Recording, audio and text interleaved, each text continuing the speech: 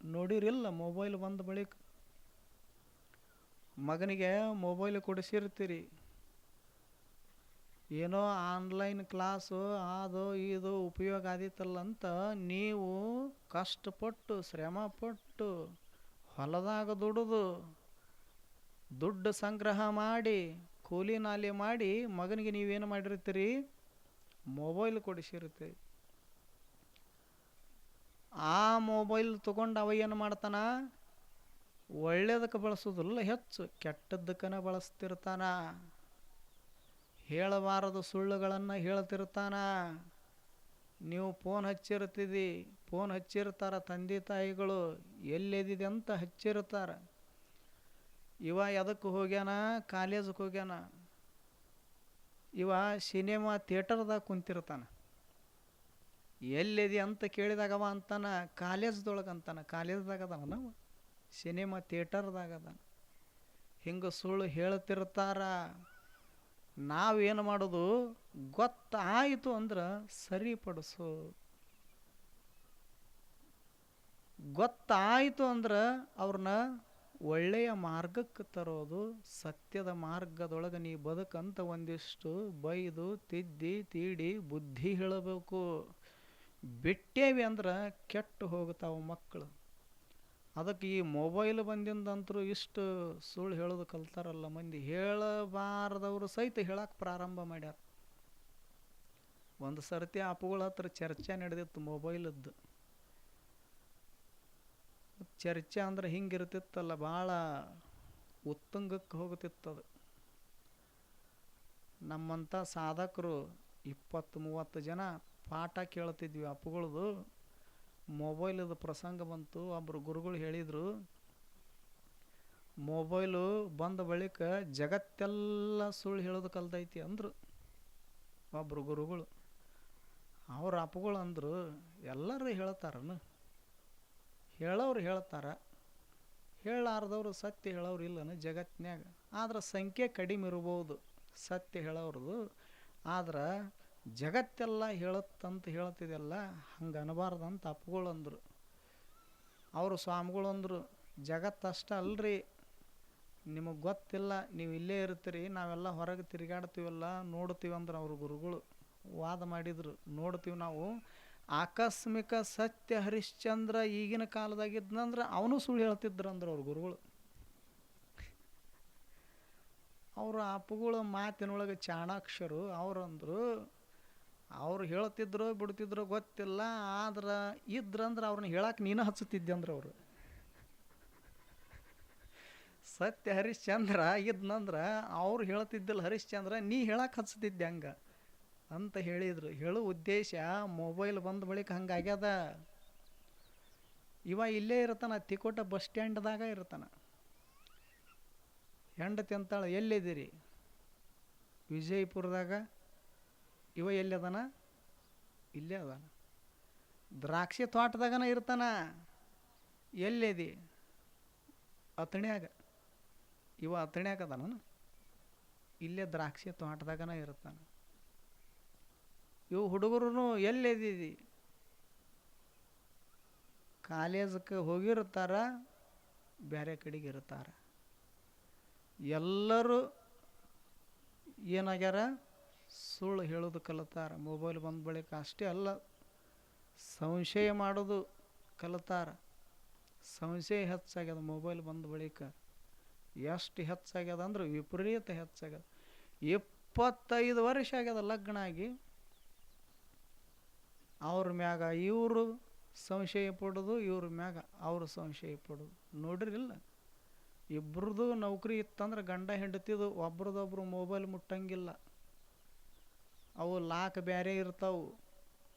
ಇದ್ರದ್ದು ಲಾಕ್ ಹೇಳಂದ್ರೆ ಬರ್ತ ನೋಡ್ರಿ, ಕುತ್ತಿಗೆ ಬರ್ತದೆ.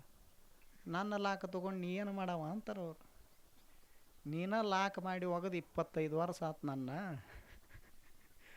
ನನ್ನ ಲಾಕ್ ತೊಗೊಂಡು ನೀ ಏನು ಮಾಡವ ಅಂತಾರೆ.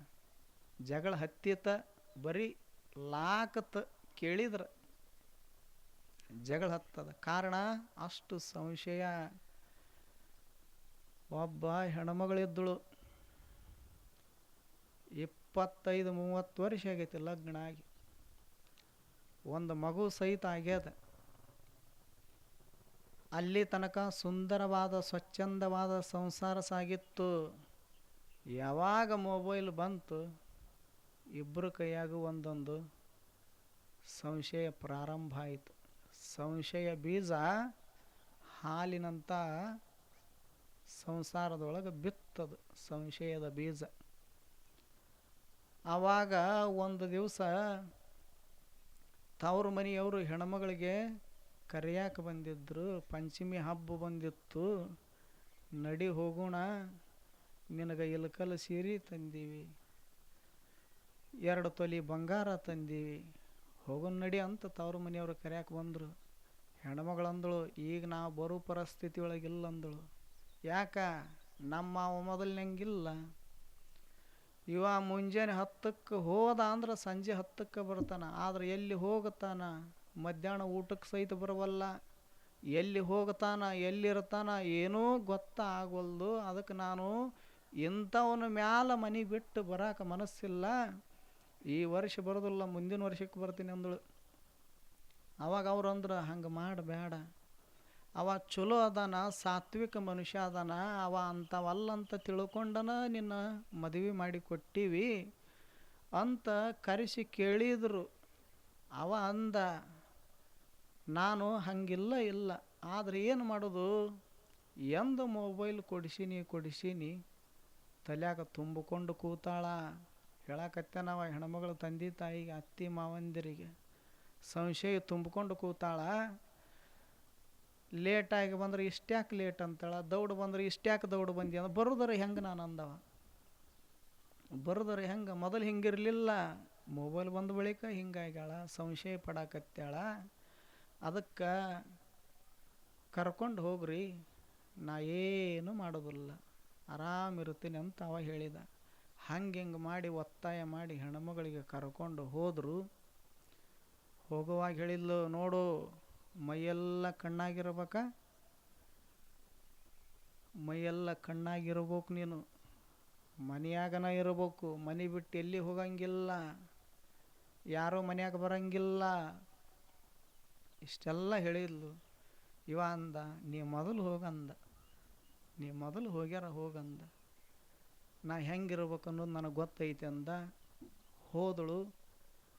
ಅದ ಊರು ಗಂಡನ ಮನೆ ಊರಾಗ ಬಸ್ ಸ್ಟ್ಯಾಂಡ್ ಬರ್ತದಲ್ಲ, ಬಸ್ ಸ್ಟ್ಯಾಂಡಿಗೆ ಹೋಗಿದ್ಲು. ವಿರಕ್ತ ಮಠಕ್ಕೂ ಈಗ ಅದೀವಲ್ಲ ಪ್ರವಚನ ನಡೆದತ್ತಲ್ಲ, ಇಷ್ಟ ದೂರ ಇರ್ತದ ಬಸ್ ಸ್ಟಾಪ್. ಅದ ಊರಾಗ ಗಂಡನ ಊರಾಗನ ಫೋನ್ ಮಾಡಿದ್ಲು ಗಂಡಗೆ, ಎಲ್ಲಿದ್ದೀರಿ? ಹೋಗಿ 5 ನಿಮಿಷ ಆಗಿಲ್ಲ ಇನ್ನು, ಎಲ್ಲಿದ್ದೀರಿ? ಇವ ಮನ್ಯಾಗದೀನಿ ಅಂದ. ಮನ್ಯಾಗದಿರಿ ಅನ್ನೋದು ನನಗೆ ಹೆಂಗೆ ಗೊತ್ತಾಗೋದು ಅಂದ್ಲು. ಬಂದು ನೋಡು ಬಾ ಅಂದವ. ಮನ್ಯಾಗದಿರಿ ಅನ್ನೋದು ಹೆಂಗೆ ಗೊತ್ತಾಗೋದು ಅಂದಳು. ಬಂದು ನೋಡಂದ. ನಾ ಎಲ್ಲಿ ಬರಕ್ಕೆ ಹೋಗಲಿ, ಅದಿರೋ ಏನೋ ಎಲ್ಲಾರ ಹೋಗಿರೋ. ಈಗ ಏನು ಮಾಡಲಿ ಹೇಳು, ನಾನು ಸಿದ್ಧ ಮಾಡ್ಬೇಕಂದ್ರೆ ಮನ್ಯಾಗದೀನಿ ಅನ್ನೋದು ಏನು ಮಾಡಲಿ ಅಂದ. ಅಲ್ಲಿ ಮಗ್ಗಲ ಮನೆ ಅಕ್ಕವ್ರ ಕೈಯಾಗ ಫೋನ್ ಕೊಡು ಅಂದಳು. ಹೋಗಿ ಕೊಟ್ಟ. ಅವ್ರು ಅಂದರು, ತಂಗಿ ಚಿಂತೆ ಮಾಡಬೇಡ, ನಿನ್ನ ಗಂಡ ಅಂತಾವಲ್ಲ, ಮನ್ಯಾಗನ ಅದಾನ, ನೀ ಆರಾಮ ಹೋಗಿ ಆರಾಮ ಬಾ ಅಂತ ಅವ್ರು ಹೇಳಿದರು. ಅವಾಗ ಇನ್ನೊಬ್ರು ಹೇಳಿದ ಮೇಲೆ ಖಾತ್ರಿ ಐತಿ ಹೆಣ್ಮಗಳಿಗೆ, ಓಹೋ ಮನ್ಯಾಗದಿದ್ಯಾ, ಆರಾಮಿರು ಅಂದಳು. ಅಷ್ಟೊತ್ತಿಗೆ ಬಸ್ ಬಂತು. ಬಸ್ ಏರಿ ಕೂತಾಳ. ಮತ್ತೆ ಹಿಂಗೆ, ಎಲ್ಲಿದ್ದೀರಿ? ಮನ್ಯಾಗದೀನಿ. ಮನ್ಯಾಗದಿರಿ ಅನ್ನೋದು ನನಗೆ ಹೆಂಗೆ ಗೊತ್ತಾಗಬೇಕು? ಹಂಗಾದ್ರೆ ಆ ಸರತಿ ಎಡಕಿನ ಮನೆಯವ್ರ ಕೈಯಾಗ ಕೊಟ್ಟಿನಿ, ಈ ಸಲ ಬಲಕಿನ ಮನೆಯವ್ರ ಕೈಯಾಗ ಕೊಡ್ತೀನಿ ನೋಡಂತ ಒಯ್ದು ಫೋನ್ ಕೊಟ್ಟ. ಅವರು ಹೇಳಿದರು, ಮನ್ಯಾಗನ ಅದನ, ನೀ ಚಿಂತೆ ಮಾಡಬೇಡ. ಮುಂದೊಂದು 10 ಕಿಲೋಮೀಟ್ರ್ ಹೋಗಿತ್ತು ಬಸ್ಸ. ಮತ್ತೆ ಫೋನ್, ಎಲ್ಲಿದ್ದೀರಿ? ಮನ್ಯಾಗದೀನಿ. ಮನ್ಯಾಗದಿರಿ ಅನ್ನೋದು ಹೆಂಗೆ ಗೊತ್ತಾಗಬೇಕು?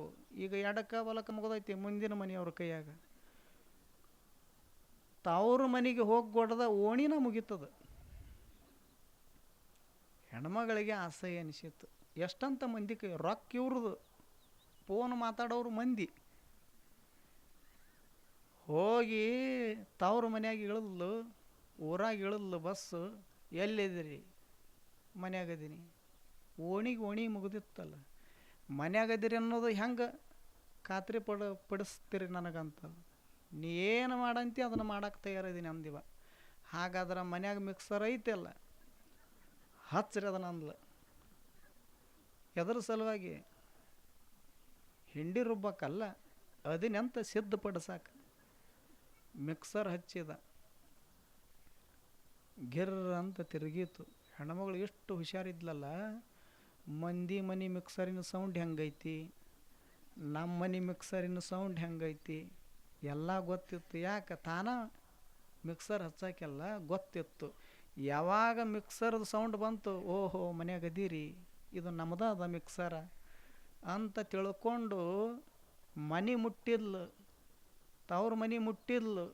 ಮುಟ್ಟಿದ ಕೂಡಲೇ ಮತ್ತೆ ಎಲ್ಲಿದ್ದೀರಿ, ಇವ ಮಾತು ಹೇಳಲಿಲ್ಲ, ಬಟನ್ ಹೊಡೆದ ಮಿಕ್ಸರದ್ದು. ಅದನ್ನೆಂತ ಸಿದ್ಧ ಮಾಡ್ಬೇಕಲ್ಲ, ಎಲ್ಲಿ ಮಾತಾಡ್ಕೊಂತ ಕೂಡುದು, ಇದೇನು ಮುಗಿ ಕತಿ ಆಯ್ದು. ಬಟನ್ ಬಡ್ದ, ಗಿರ್ರ ಅಂತ ತಿರುಗ್ದು, ಓಹೋ ಮನ್ಯಾಗ ಅದೀರಿ.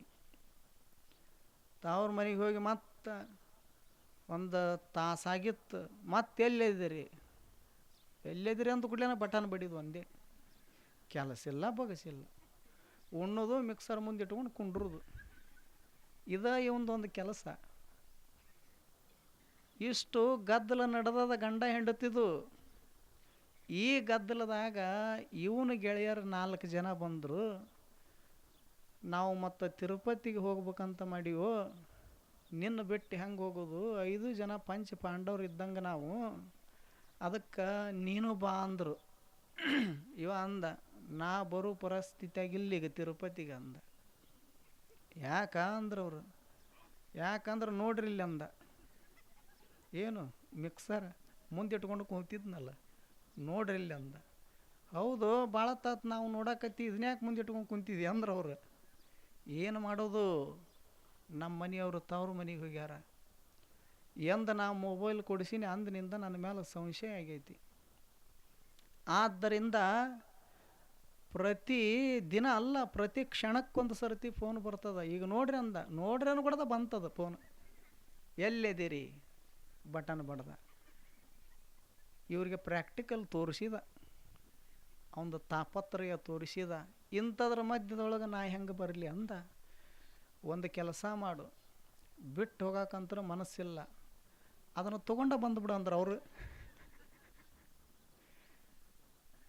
ಎಲ್ಲರೂ ಒಂದಿಷ್ಟು ಹಿಡ್ಕೊಂಡ್ರಾಯ್ತು, ತೊಗೊಂಡ ಬಾ ಅಂದರು. ಇವ ಹಂಗೆ ಸ್ವಿಚ್ ಬೋರ್ಡ್ ಕಿತ್ತವನ ವಯರ್ ಸುತ್ತೇ ಬಿಟ್ಟ.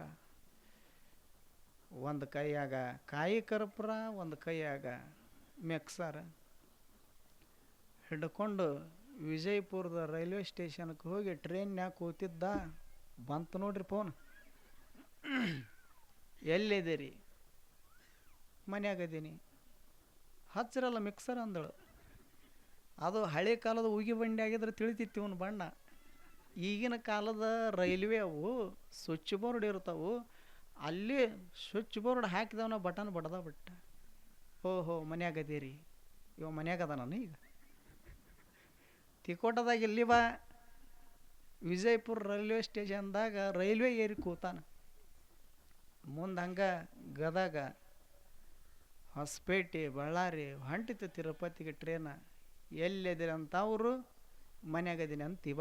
ಟ್ರೇನ್ನಾಗರ ಕೂತಾನ, ಹೊಂಟದ ಪ್ರಯಾಣ. ಹೋಗಿ ತಿರುಪತಿ ಮುಟ್ಟಿದ. ಅಲ್ಲಿ ಲಕ್ಷ ಲಕ್ಷ ಜನ ತಿರುಪತಿ ತಿಮ್ಮಪ್ಪನ ದರ್ಶನಕ್ಕೆ. ಅಲ್ಲಿ ಕ್ಯೂ ಹಚ್ಬೇಕಲ್ಲ, ಏನು ಮಿಕ್ಸರ್ ತೊಗೊಂಡು ಬಂದಾನಂತ ಒಳಗೆ ಬಿಡ್ತಾರನ ದರ್ಶನಕ್ಕೆ.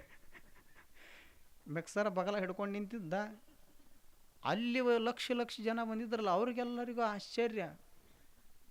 ಎಲ್ಲರೂ ನಾವೆಲ್ಲ ಕಾಯಿ ಕರ್ಪೂರ ಹಿಡ್ಕೊಂಡು ಬಂದ್ವಿ, ಇವ ಮಿಕ್ಸರ್ ಹಿಡ್ಕೊಂಡು ಬಂದ ದರ್ಶನಕ್ಕಂತ ಅವ್ರ ತಲೆಯಾಗ. ಆ ಕ್ಯೂ ಏನು ಹಚ್ಚಿದ್ನಲ್ಲ, ಪಾಳ್ಯಕ್ಕೆ ಹಚ್ಚಿದ್ನಲ್ಲ, ಅಲ್ಲಾರ ಬಿಡ್ಬೇಕಲ್ಲ ಹೆಣ್ಮಗಳು. ಅಲ್ಲಿ ರಿಂಗ್ ಆಯ್ತ. ಎಲ್ಲಿದ್ದೀರಿ, ಅಲ್ಲಿ ಸ್ವಿಚ್ ಹುಡುಕ್ಯಾಡ್ತಾನ. ಒಮ್ಮೆ ಲೈನ್ ತಪ್ಪನೆ 3 ದಿವಸ ಬೇಕು ಪಾಳೆ ದರ್ಶನಕ್ಕೆ. ಆವಾಗ ಅಲ್ಲಿಗೆ ತಲೆಗೆ ಕಾವೇರಿ ಅವಂಗೆ ಏನಾಯಿತು, ಸಿಟ್ಟು ಬಂದು ಆ ಫೋನ ಸ್ವಿಚ್ ಆಫ್ ಮಾಡಿದ. ಯಾವಾಗ ಸ್ವಿಚ್ ಆಫ್ ಮಾಡಿದ 10 ಪಟ್ಟು ಹೆಚ್ಚಾದ ಸಂಶಯ ಹೆಣ್ಮಗಳಿಗೆ. ಇವ ಸ್ವಿಚ್ ಆಫ್ ಮಾಡ್ಯಾನಂದ್ರೆ ಮನೆಯಾಗಿಲ್ಲ, ತಲೆಯಾಗ ಬಂತು ನೋಡ್ರಿ, ಮನೆಯಾಗಿಲ್ಲ. ನಿಂತ ಕಾಲ ಮ್ಯಾಗನ ನಾ ಊರಿಗೆ ಹೊಕ್ಕಿನಿ ಅಂದ್ಲು. ಇನ್ನೂ ಹಬ್ಬ ಆಗಿಲ್ಲ ಪಂಚಮಿ, ಇನ್ನೂ ಹಾಲು ಎರೆದಿಲ್ಲ ನಾಗಪ್ಪಗ, ಊರಿಗೆ ಹೊಕ್ಕಿನಿ ಅಂದಳು. ಅವ್ರು ಅಂದರು, ಇಲ್ಲಕಲ್ಲ ಸೀರೆ, 2 ತೊಲೆ ಬಂಗಾರ, ನೀವ ಉಟ್ಕೊಂಬಿಡ್ರಿ ಅಂದ್ಲ. ನನಗೇನು ನಿಮ್ಮ ಸೀರೆ ಬೇಡ, ಬಂಗಾರ ಬೇಡ, ಬೆಳ್ಳಿ ಬೇಡ, ಮೊದಲು ಇವ್ನು ಹಿಡಿಬೇಕು. ಅದಾನೋ ಹೋಗ್ಯಾನೋ ಅಂತ ತಿಳ್ಕೊಂಡು ಬಸ್ ಏರಿ ಬಂದು ನೋಡ್ತಾಳ ಮನೆಗೆ. ಮನೆ ಮುಂದೆ ಮಗ ಕುಂತಿದ್ದ. ಸಿಟ್ಟಿಲ್ಲೇ ಕೇಳಿದ್ಲು, ಕಣ್ಣು ಕೆಂಪಗ ಮಾಡಿ, ಎಲ್ಲಿ ಹೋಗ್ಯ ನಿಮ್ಮಪ್ಪ ಅಂದಳು. ಹುಡುಗ ಹೇಳಿದ, 15 ದಿವಸ ಅದು ಮಿಕ್ಸರ್ ತೊಗೊಂಡು ಹೋದವ, ಬಂದಿಲ್ಲ ಅವ ತಿರುಪತಿಗೆ ಅಂದ.